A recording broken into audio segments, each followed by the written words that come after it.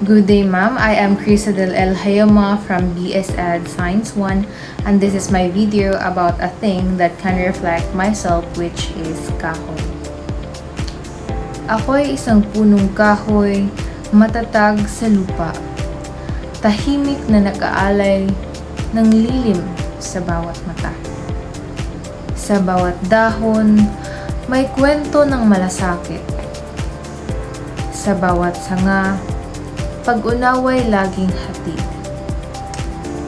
Hindi maingay, ngunit nararamdaman. Laging andiyan upang magbigay ng ginhawa. Hindi humihingi ng kapalit.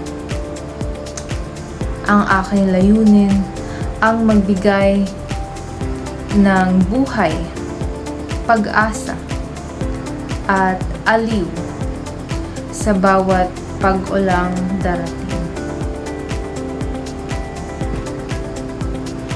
Gipili na ko ang kahoy kay bisan pa og mga unos nga molabay, mabalian man ang mga sanga pero nagpabilin gihapon nga lig-on, nagpabilin gihapon nga motubo.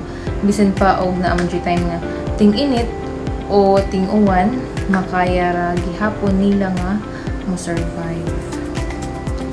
Pareho ra pod naho sa akong health nga na time nga maglisod or kapuyon ko kanang di na jud masabtan kung okay pa ba murarag dahon sa kahoy nga go with the flow ug asa sa hanginon dadto ra pod nga na.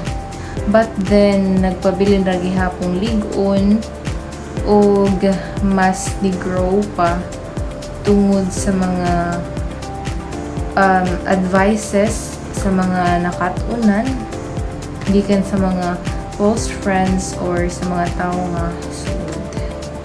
Thank you and